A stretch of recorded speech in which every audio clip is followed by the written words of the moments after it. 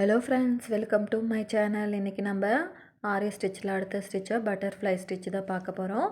அதுக்கு நான் 2 line drop பண்ணியிருக்கேன். இதில் வந்து நீங்கள் எந்த லைனில் வேணாலும் ஸ்டார்ட் பண்ணிக்கலாம். இப்போ நான் ஃபர்ஸ்ட் லைனில் ஸ்டார்ட் பண்ணிக்கிறேன். கிராஸாக வந்து ஒரு செயின் ஸ்டிச்சு, ஒரு குட்டி லாக் ஸ்டிச்சு. இப்போ அடுத்ததாக வந்து நம்ம ஏற்கனவே பண்ண ஸ்டிச்சஸ்க்கு மேலே வர்ற மாதிரி பண்ணணும். ஒரு செயின் ஸ்டிச்சு, ஒரு லாக் ஸ்டிச்சு. இப்போது இந்த பக்கம் கீழே வர்ற மாதிரி பண்ணணும். நம்ம மேலே ஃபஸ்ட் லைனில் வந்து மேலே ஸ்டிச் பண்ணுறோன்னா செகண்ட் லைனில் வந்து கீழே ஸ்டிச் பண்ணணும். இது வந்து ஒரு ஸ்டிச் வந்து மேலே, ஒரு ஸ்டிச் வந்து கீழே வர்ற மாதிரி மாற்றி மாற்றி ஸ்டிச் பண்ணிட்டு வரணும்.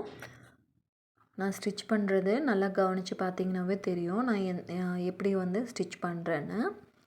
நம்ம இந்த ஸ்டிச்சு வந்து பார்டர் லைன்லேயும் யூஸ் பண்ணலாம். இந்த மாதிரி ஸ்டிச் பண்ணிவிட்டு சைடில் சுகர் பீடு கொடுத்து ஃபினிஷ் பண்ணோன்னா பார்க்க ஃபினிஷிங் சூப்பராக இருக்கும். ஒரு பட்டர்ஃப்ளை வந்து யூஸ் பண்ணியிருக்கிற மாதிரி இருக்கும். நான் ஆரி ஒர்க்கில் நிறைய ஸ்டிச்சஸ் வந்து அப்லோட் பண்ணியிருக்கேன். உங்களுக்கு வேணுமா தான் சேனலை விசிட் பண்ணி பாருங்கள். இப்போ பாருங்கள், இப்போது நம்ம இந்த ஸ்டிச் பண்ணிவிட்டு அடுத்த ஸ்டிச் வந்து நம்ம ஒரு லாக் ஸ்டிச் பண்ணிவிட்டு நம்ம கண்டினியூவாக வந்து அப்படியே கிராஸ் எடுத்து கண்டினியூவாக ஸ்டிச் பண்ணிக்கலாம். இப்போ வந்து இங்கே வந்து மேலே இந்த பக்கம் வரணும், இந்த லைனில் வந்து கீழேருந்து வரணும். இந்த மாதிரி மாற்றி மாற்றி ஸ்டிச் பண்ணிங்கன்னா ஃபினிஷிங் கரெக்டாக வரும். நம்ம ஸ்டிச்சஸ் வந்து கரெக்டாக ஈக்குவலாக வர்ற மாதிரி போடுங்க. அப்போ தான் பார்க்க எல்லா ஸ்டிச்சுமே ஈவனாக தெரியும்.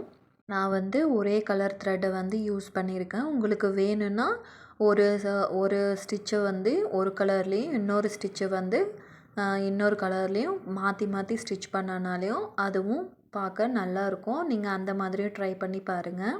நீங்கள் சில்க் த்ரெட்டை யூஸ் பண்ணும் போது கொஞ்சம் சாஃப்டாக ஹேண்டில் பண்ணுங்கள். அப்போ தான் பிகினர்ஸ்க்கு வந்து நூல் கட் ஆகிறது, பிசுறு வர்றது அந்த மாதிரி மிஸ்டேக்கெல்லாம் வராது.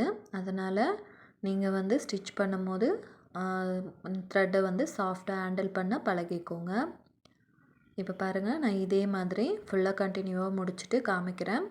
ஓகே ஃப்ரெண்ட்ஸ், இந்த ஸ்டிச் வந்து கண்டிப்பாக உங்களுக்கு புரிஞ்சிருக்கும்னு நினைக்கிறேன். புரிஞ்சிருந்தால் லைக் பண்ணுங்கள், ஷேர் பண்ணுங்கள், மறக்காமல் என்னோடய சேனலை சப்ஸ்கிரைப் பண்ணிக்கோங்க. நீங்கள் இதை சுகர் பீடு சைடில் கொடுத்துட்டு நடுவில் ஒரு பீடும் யூஸ் பண்ணிக்கலாம். ஓகே ஃப்ரெண்ட்ஸ், தேங்க்ஸ் ஃபார் வாட்சிங்.